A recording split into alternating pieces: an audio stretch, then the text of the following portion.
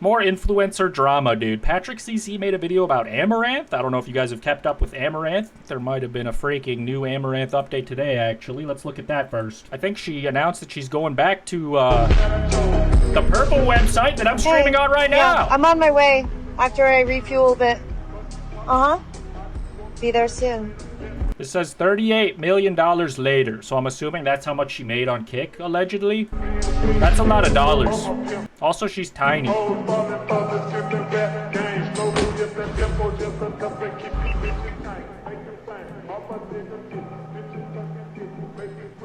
If you don't know the Amouranth lore, she owns a 7-Eleven or 2 or something.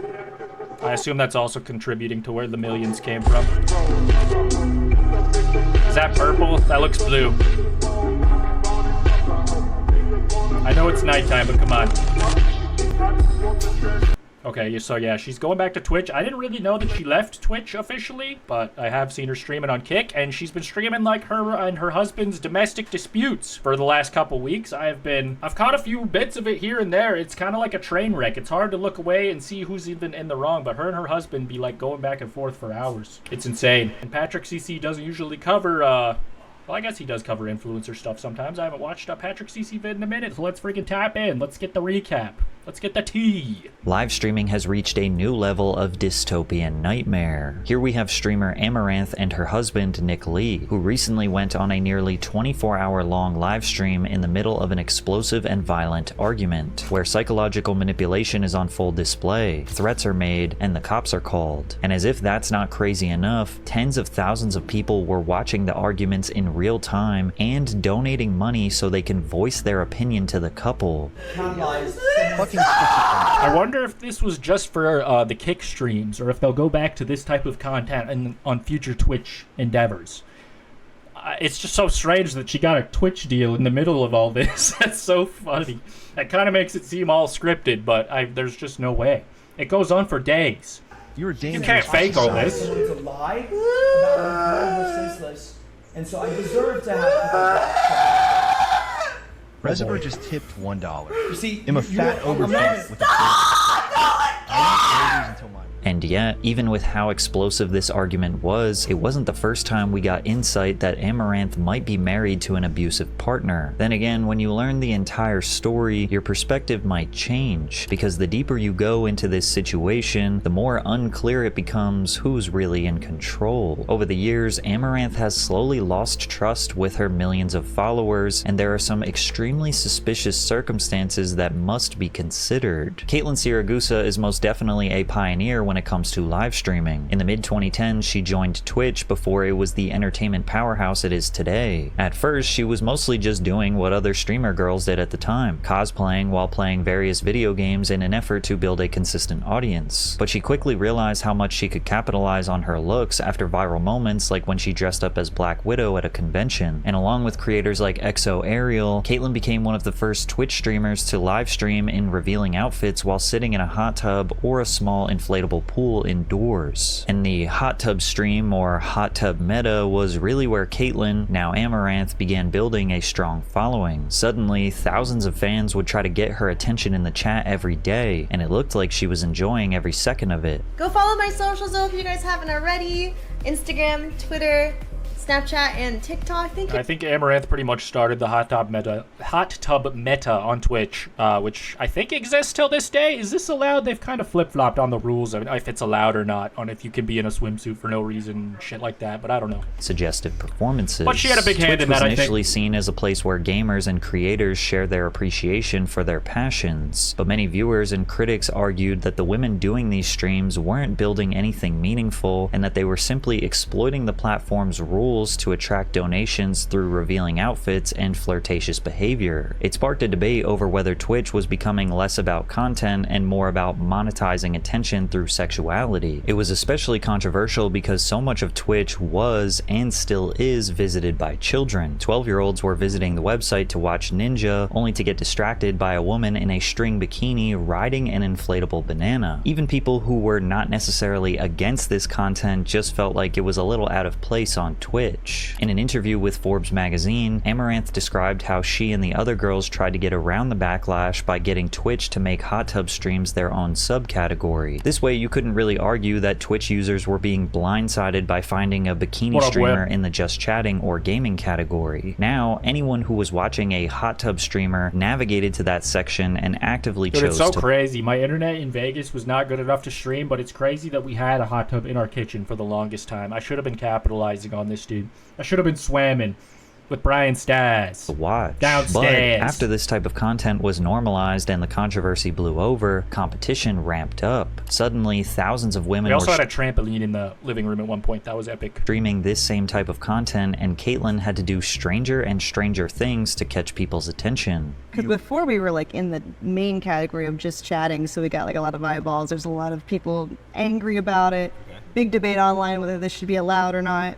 Gaming in the hot tub or just like streaming? Yeah, I would game in the hot tub. I would work out in the hot tub. I would talk to people in the hot tub. I would have like podcasts in the hot tub. I live in there. Sometimes I would eat in the hot tub. I would dress up and do cosplays in the hot tub. I thought about sleeping in the hot tub, but my manager told me that was against the rules. I might drown and die, you know, casual. But yeah, lots of things. And as silly as Amouranth's strategy sounds, it was insanely profitable. By 2021, Caitlyn was a multi-millionaire. She had become Twitch's most viewed female streamer, reaching about a minimum of 2 million watch hours every month. Then to make even more money, she started posting content on OF. But Amouranth liked to think of herself as no different than the typical entrepreneur. Her secret to building a massive following is hard work. I don't think there is a secret. I think it's unfortunately just hard work and putting yourself on every platform. Suddenly, P-Star hard work or hard at work or being hard at work or I'm hard. Or streaming on Twitch means they are gamers. Sorry. If I'm a janitor on a football stadium, does that mean I'm a pro athlete too? When asked about the critics of the hot tub meta, Amouranth said, I don't think it's particularly unique or new. Just people decided to hyper-focus on it now due to a few girls having outsized success. People keep succumbing to recency bias as if this recent development has forever tarnished the Twitch brand. It's like the shock factor. It's like a double-edged sword because freaking that's what made it so popular, is that it like was this larger than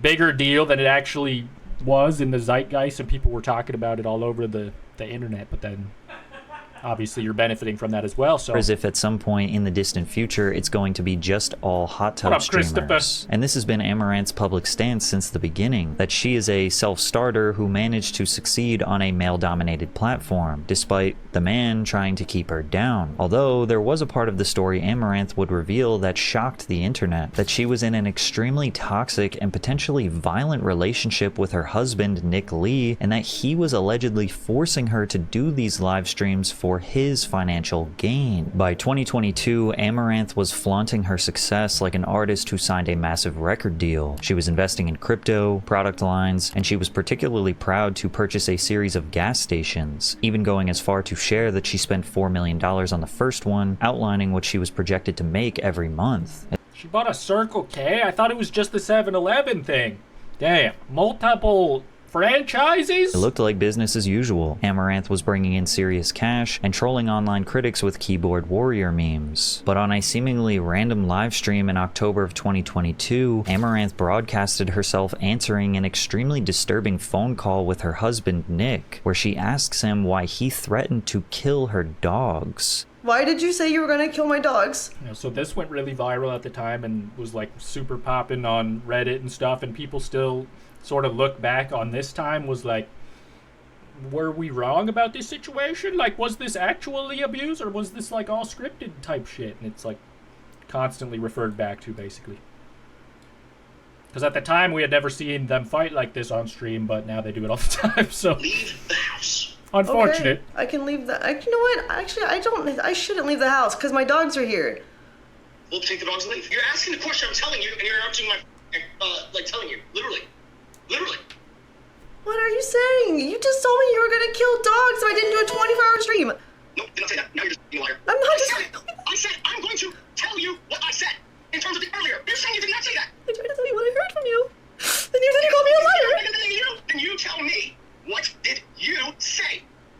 What are you even talking about? And And throughout the rest of the stream, Amouranth kept dropping one bombshell after another, telling her viewers that Nick had put her in a fancy prison. She then went on to explain that even with therapy, nothing was helping the emotional abuse, and that the hot tub streams that catapulted her into the limelight were his idea. According to Amouranth, she was a reserved girl who had no interest in doing any of it. Nick was just allegedly selling her body for his own gain. And then he was changed for a bit, and then the hot tub matter arose, and he was like, oh, this is an opportunity, and then he turned into an again. And I agreed to commit to the grind because it was a good financial opportunity for us. I've been wanting to tell people that, like, let's just stream together. Just tell them that we're married, because it's like, our relationship would be better if we just stream together instead of fighting all the time. But no, mister, don't say that, because it's going to ruin the business model. It's not time yet. But what stood out to most fans was Amaranth's claim that she had zero control over her finances, and that Nick was threatening to leave her with, quote, only $1 million if she didn't comply with everything he wanted. I'm going to leave you with $1 million, and I'm going to take the rest, because I worked harder than you. It's like, and if you don't agree, then I'm going to burn it all in court. I'm going to put it all in crypto.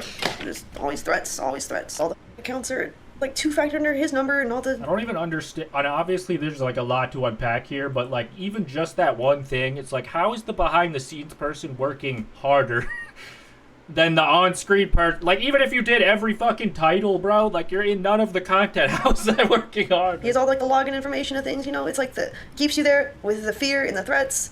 You fear that he's gonna do something to your animals.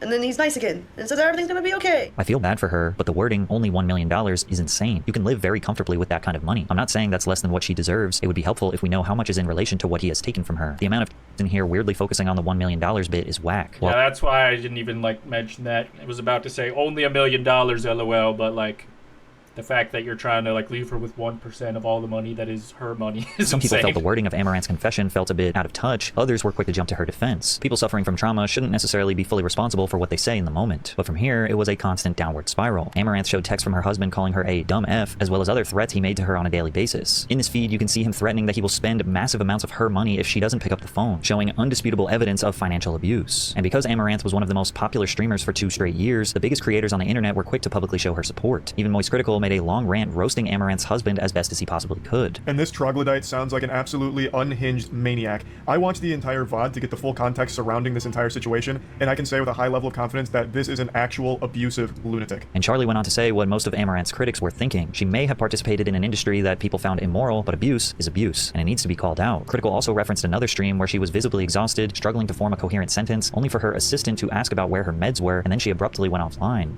I haven't gotten any calls. What are you talking about? Why would you ask if I'm taking... This is a scene right out of a horror movie. The door's slowly opening up behind her, someone off camera asking if she's taken her medication. I believe it's her assistant, but even Amouranth is confused, like, why are you asking about the medication? You know, like, that's irrelevant to everything. So the assistant knew what was going on here, and for some reason asked about her taking medication, I guess implying that, you know, maybe she's having, like, some kind of mental breakdown. Is really hard to listen to. This is like next level abuse. In the following months, this seemed like the only thing streamers could talk about. It was the first time in internet history that a streamer as big as Amouranth shared a live video of the behavior surrounding domestic violence. They say she shouldn't air this publicly, but we all know that if she made an accusation of abuse, the first thing they demand is evidence. After this explosive moment, Amouranth released a video sharing that she had separated from Nick. She looked healthier, wore a large comfortable sweater, and quoted a line from Dobby the elf in the Harry Potter series, who escaped slavery by being gifted. Dobby! Is this guy even fucking real? She looked healthier, wore a large comfortable sweater, and quoted a line from Dobby the elf in the Harry Potter series. Patrick, I don't even know if you're a human being. Everyone knows his name is Dobby. Are you AI? Who escaped slavery by being gifted new clothes. And I don't have to wear cleavage every day. I can wear clothes. Master has given Dobby a sock. Dobby is free. She even voiced her concerns about the inevitable changes. She even says Dobby in the clip. All right. She would have to make to her image moving forward. This guy might be a robot. That people still watch without so much showing. I still can't believe just how many people gave it. For most of the years online, it felt like everyone was... So this is the part that Reddit always criticizes, obviously, because she does revealing content still. So it's like, was he making you do it? Are you still like to do it? Is he still making you do it? How are we supposed to react? Amouranth split from her husband. She basically vanished from Twitch, Instagram, and the rest of her personal accounts. And this seemed totally reasonable. Anyone who faced this kind of pressure is bound to be in need of a break, if not quitting altogether. She had the assets, she had the money. If everything she was saying was the truth, there wasn't any reason for her to continue. However, when Amouranth came back to streaming, it was almost like nothing had ever happened. Instead of the big sweatshirt and baggy clothes, she actually doubled down on what she was doing before. She even went as far as wearing nothing at all except a censor bar crudely taped to her chest, almost almost immediately, these odd decisions started to set people off. Literally weeks ago, the entire internet witnessed this tragic story about a girl in a toxic relationship unfold. A young woman so desperate to hold her life together that she was willing to do anything for her abusive partner. A woman who claimed that she was forced against her will to do these streams, and now she is back doing it again? Is her husband back in control? Was it all a marketing stunt? YouTubers and streamers who just vocalized their support for her felt like they might have been fooled. She didn't want to stream on Twitch with absolutely no clothes. She didn't want to do an OnlyFans because Amouranth is actually a very good and wholesome girl with very good values and morals. And the only reason— These are the Reddit people I was talking about. They didn't know what to think. Knowingly inspired thieves but to this break— doesn't even get into like the more modern age of drama where like they had like a home invasion that seems like it kind of maybe set them spiraling or, you know, exacerbated some of the relationship / mental health situations that they both may be experiencing, that being Amouranth and her husband. They both into seem her kind of home, psycho. slowly exposing that her personal life was still an absolute disaster. By 2024, Amouranth had been dethroned as the top female streamer, but even though she wasn't #1, she was still pulling in some serious money from donations and sponsorships from the streaming platform Kick. Aside from her investments in local businesses like the gas stations, a pool toy company, and manufacturing facilities for inflatable balls, Amouranth also decided to proudly post her crypto assets for everyone to see, about $20 million in Bitcoin and $80,000 in Ethereum. And given her past career choices moving forward, she was catching her fair share of hate every time she bragged. I imagine most of that was probably gifted to her too. We'll never forget the dumb simps for making these rich. And while people often say no publicity is bad publicity, walled off with barbed wire. On top of that, it was essentially a compound, decked out with security cameras, motion sensor floodlights, and basically anything else a civilian could own to make their home as secure as possible. And the teenagers' method for breaking into the house seemed like they had watched too many movies, with one of their friends posted up in the getaway car and the other 3 setting off all the lights trying to find a way inside. When they realized they couldn't scale the wall without getting cut by the barbed wire, they got even more impulsive, making the choice to just pull off loose pieces of the wood paneling until they were able to sneak through the back, smashing through a sliding glass door. The sound of the shattering glass was so loud that Amouranth finally woke up in a connecting building, and when she heard the sound, she was terrified. Almost immediately, she reached out to her husband, Nick Lee, who was still living on the property. Believing it might be just one of Amaranth's many pets, Nick initially tried to calm her down. It was at this point the fans realized she was still married to her alleged abusive husband, but thankful that he was there to protect her. While Nick was still on the phone listening to his partner freak out, the thieves were making their way through the rest of the property to find Amouranth and threaten her for the money. And when they got to her bedroom door, it was locked, and they seemingly started to regret their decision. Go, we're already in here. Look, there's a camera right there. We're already in. Just do it. And this is where you realize how naive they really are. One of them shot at the doorknob thinking that would somehow break the lock. When that didn't work, they kicked down the door screaming for Amouranth to give them the crypto. One of them has the gun pointed at my head, and the other one is asking where the crypto is. And he can hear all this too. Yeah, relationally, I don't know where the phone is, but like I can hear, you know, this, yeah. Amaranth obviously had crypto, but there wasn't any chance that she would have it somewhere in the house. After all, it's not a physical currency. That is, unless there was a cold storage device stowed away for safekeeping. But there's no way they would have known that, given how unprepared they were in the first place. Only complete idiots would try to rob someone in real life for cryptocurrency. Ignoring Amaranth's cries for help and her claims that she doesn't have physical crypto to give them, the robbers started striking her in the head with their pistols. Dazed and confused, Amouranth was out of options, and instead of claiming she didn't have anything to give them, she lied and said that she'd show them where it was, guiding them through the property while one of them continued to strike her and pull her hair. Ultimately, her plan was to guide the thieves to Nick, hoping that he would be armed by the time they arrived. It's a night of sheer terror as a woman is brutally assaulted by 3 masked home invaders. That's terrifying. I didn't know there was so many like steps to this interaction. That's crazy. But eventually they did get to the... She like lured him to the guy and he shot one of them and the rest ran away, right? I don't know if they got like arrested afterwards, but either way. Successful power couple that worked together to save each other's lives. I don't know what they're wanting from this. And I decided to just pretend that I know where crypto is. And so I decided... Skipping this news clip, just in case. Amouranth into selling herself online, calmly answering questions with a smile. They didn't understand why Amouranth and him were sitting side by side as if they were united. And they really didn't understand why the man who appeared to push this streamer over the edge was even in her house to begin with, let alone being paraded around as some kind of hero. Hey. Can you see now? Hey. Hello. What's up, Amaranth's husband? Nice to meet you. Hi, how's it going? You're a real warrior. You're a good husband, man. You know, you were brave that night. Good. This caused people to wonder if any of this had been real in the first place. The abuse, the crying, the phone calls, the text messages, and even this insane robbery were now being held under a microscope to see if this had all been completely staged. However, it does seem incredibly difficult to orchestrate a robbery like this, especially considering shots were fired and the robbers were caught. But whatever the case, Amouranth's viewers quickly discovered that Nick was here to stay, and after this traumatic night, their relationship would spiral into a dark place. And for some odd reason, they decided to live stream an explosive domestic altercation for almost 24 hours straight. Although very little was known about her husband. And a lot of the stream is just like him streaming on her channel, which makes it even more confusing. It's like, what is going on here, Nick Lee, it seemed like he was managing most of the business side for Amaranth's brand. He wore expensive clothes, worked on her business ventures in a compound attached to their house, and even appeared to never leave her side, even though Amouranth claimed they had split up months before. Then, on May 11th, 2025, the couple surprised everyone when they started streaming together. Out of frame, Nick Lee appeared audibly enraged, accusing Caitlyn of performing acts with Aaron Pogson, a leading producer of the Red Pill podcast Fresh and Fit. Can we talk about you kissing black men while we're That is not even true. I was. Were you- Oh my god. Oh, we don't want to talk about that. We could talk about that, sure. Okay, let's talk about You had me go on Tinder dates I didn't want to go on, and then you started calling me while we were at the karaoke bar a lot. If you could have an open relationship. That is no. Oh, you didn't? You were wanting an open No, relationship. did you ask that? Okay, maybe I will sleep with Aaron. Did we say No, that? that is Never? not. You No. never asked that? No, I did not. Oh, okay. We're gonna lie to your chat now. Okay. For What literally is the point in sharing any of this publicly? Who's winning? Who's winning this situation?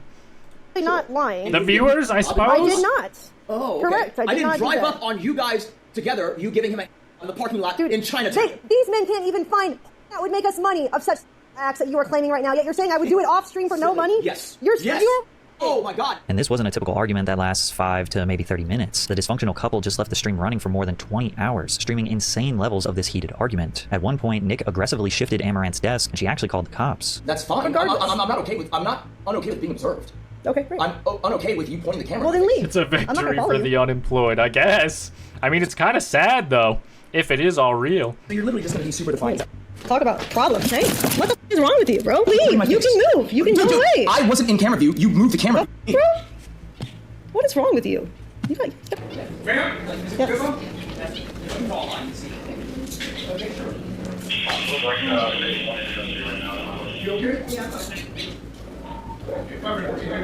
Share stream, let's go!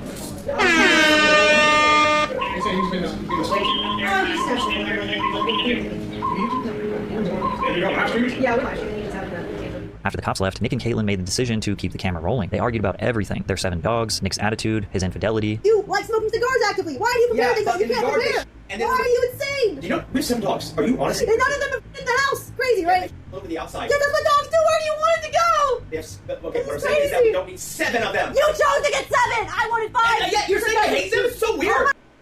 Only 5?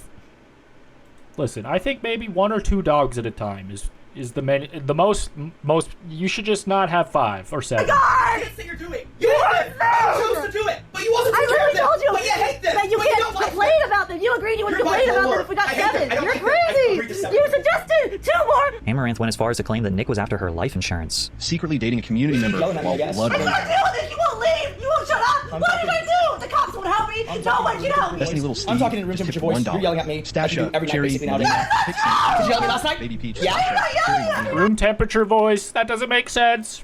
Interesting. This is weird. What's up? Yeah. I mean, I don't think so. Basically, this whole thing flew off the rails my when God. she asked me to come help her. I came to help her. She had really bad.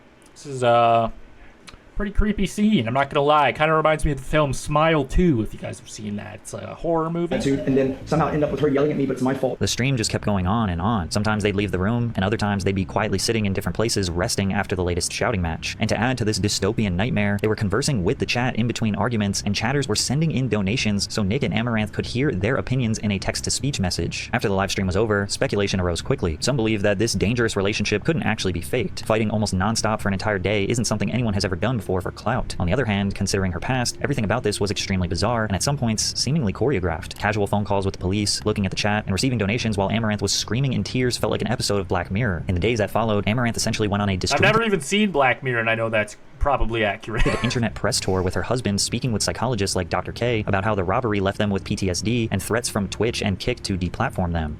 Misery, mass reporting, because a lot of times, a streamer will get in trouble if their chat isn't modded properly, so they'll try to spam a bunch of profanity in the chat. There's unhappy people. I'm live too much. Other girls don't stream as much. Eventually I'm the only option for incel projection. Yeah. Having looks like Inspector Gadget. Almost 24-hour fight and having the audacity to call the chat a bunch of unhappy incels seemed pretty delusional. You have to automatically assume that everything this scammer says is a lie. She makes a living off of being deceitful and dishonest. She will make up whatever story she wants to make herself look like the victim just for fun. Not only was this poorly received by pretty much everyone, but some YouTubers have come out on the offensive, hinting at the possibility that Nick and Caitlin could have encouraged these fights for clout and views. On one occasion, XQC was invited to have dinner with Amouranth, only to be allegedly ambushed by an entire group at a nearby restaurant, and according to Felix, Nick appeared in a disguise, requesting that they start recording before getting into an all-out fight. I swear on everything. Door opens. A guy rolls in a disguise. Okay? A fucking disguise. So he's not dressed like Inspector Gadget. He's dressed like normal? And at the table, pulls up a chair, and he sits down, okay? Wearing this weird hat and messenger bag.